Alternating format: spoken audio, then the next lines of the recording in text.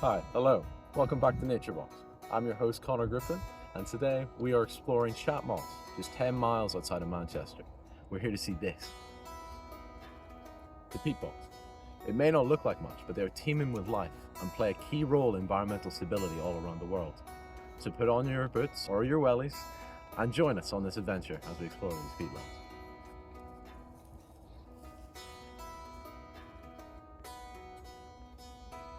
First, let's understand what a peat bog is. It's a wetland ecosystem built up of layers of organic materials such as sphagnum moss. Due to the peatlands trapping water and becoming waterlogged, this organic material is unable to break down or decompose properly.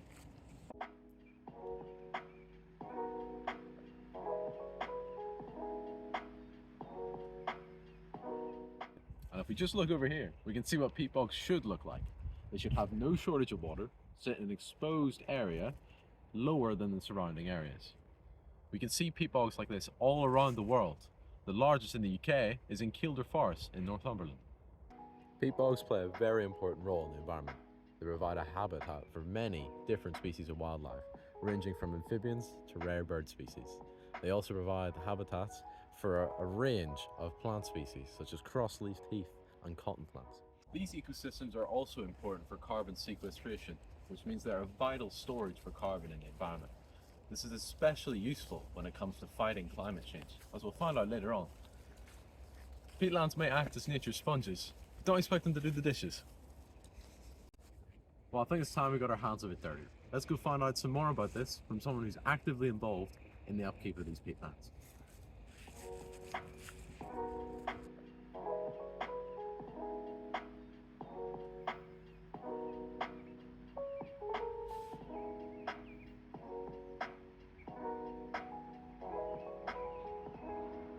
I'm joined here by Kieran, an expert in peatland conservation.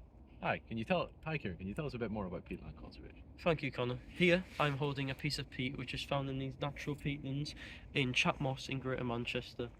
As you can see, a re-wetting scheme is underway here to try and restore the lands after they were previously degraded due to agricultural practices. These peatlands are essential for storing particles in the environment, such as arsenic and lead, which can be contaminant towards wastewater. They are also essential for carbon capture. They act as nature's carbon vault. They store carbon which otherwise would be released to the atmosphere and cause a warming. This warming effect could lead to polar ice caps melting and many other effects. This is a process known as climate change. They also store other greenhouse gases, one being nitrogen oxide N2O, which is caused by farming in the area. This is a more potent greenhouse gas which would cause greater warming to the atmosphere. These greenhouse gases are trapped by the peatlands and in turn reduce the impact on the climate change crisis. So to put this in a more scientific perspective from past studies, peatlands cover over 4% of the world's land surface area, holding a staggering 550 gigatons of carbon. In Europe alone, these precious lands cover 10% of the entire continent, but due to activities like drainage for agriculture, we're losing approximately 220 million tonnes of CO2 per year from peatland storage. So carbon is lost to the atmosphere when the peatland is cut or destroyed.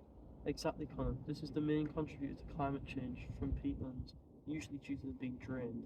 What can we do to stop losing so much carbon? Restoring the peatlands is simple. We need to rebalance the water table back to its natural level that it was before the drainage occurred. This is done by trapping water in the peatlands. As you can see around here, this is known as re-wetting, and it has been done on several sites around Chatmoss. It is an effective, easy method, and it is crucial that we do it now to preserve these natural habitats, and it has been done in many countries around the world successfully. Many in this country, but also specifically in Germany.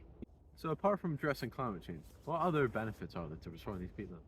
Oh, there's a remarkable yield of benefits in terms of restoring peatlands. First off is the biodiversity. There's a range of amphibians, birds and unique plant species that you can only find at peatlands. One that I've been working with is the western capillary, which was lost from this environment. These type of species can be seen as marker species. This basically means that we would expect to see these species in the environment if it was good and healthy, and through many tests and recent studies, a lot of these species have gone missing, suggesting that they are in decline and have been severely degraded. Right. All of these things are possible whilst also trapping some of the water flowing through. This mitigates the flood risk for areas around the farm and also Greater Manchester. Wow, okay. That's great to hear that these important places are on their way to being restored to how they used to be. I agree, restoring the peatlands cannot be overstated. It's essential in addressing our pursuit to tackle climate change, as well as supporting initiatives such as the Sustainable Development Goals, which are goals set by the United Nations to try and tackle climate change and sustainable futures. There are 17 of these United Nations sustainability goals, some of which apply to peatlands. For example, Goal 13, which involves taking urgent action against climate change. This is being done through the storage of the carbon within the ecosystem. And Goal 15, which is about preserving the environment's habitats, as previously mentioned about the biodiversity. It also includes Goal 6, which is set to ensure that there is sustainable management of water for all, meaning that the risk of arsenic and water supplies, as previously discussed, is also taken into account and prevented. So could you then shed some light on how world governments are tackling these issues? Yes, so there's the Intergovernmental Panel for Climate Change, also known as the IPCC, which consists of 195 member constituents from around the world. Their goal is to keep up to date with the most recent climate science to try and tackle climate change. They work very closely with the United Nations and focus on the sustainable development goals set by them in terms of the research that they do. The creation of the IPCC truly emphasises the importance of restoring peatlands to their natural conditions. Many initiatives and policies have been set up over the years, such as the EU peatland strategy, which have all targeted to the re-wetting of these peatlands in order to trap carbon and reduce climate change. As you can see from the figure overlaid in the video, a large amount of areas in Europe have been significantly impacted by degradation of peatlands, and it's important that we restore these in order to reduce climate change. Thank you. It's good to hear that this issue is recognised and is being taken seriously. Have you got any take-home message for our viewers? As we explore the peatlands today, remember all the information that we've shared. The science is clear, the peatlands are essential for the well-being of the planet, and it is our shared responsibility to protect and preserve them. Well, thank you very much, Kieran. It's been great talking to you. We've learnt a lot here, but we're going to have to say goodbye at this point. No worries. Thank you for having me. Have a good one. Thank you. Let's go.